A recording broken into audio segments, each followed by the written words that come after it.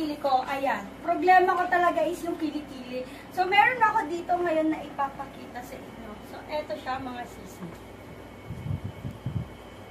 Guys, ina-play ko na siya. Sa loob na lang ng 2 weeks, puputi na inyong kilikili. At makikita nyo na ang result, guys.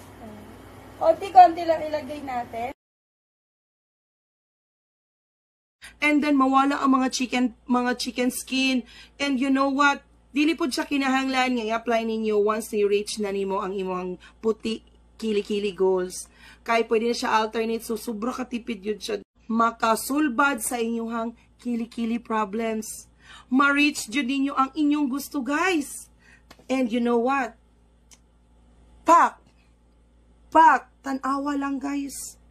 O kung nagabasa imong ilok tapos nagabaho or naana ko'y perfect solution, guys, dara guys, miracle as in miracle kaayo, as in this is hulog ng langit, promise. Tingnan natin ang resulta in 1 week time.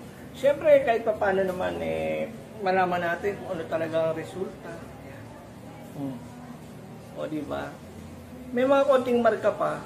Kasi normally yan dito siya may itim ng sobra Kasi mga deodorant na ginagamit ng panlalaki, medyo talagang matapang. Yan. Opo. 0 mercury siya. Pag po kayo mag-alala. Mabuhay po kayo.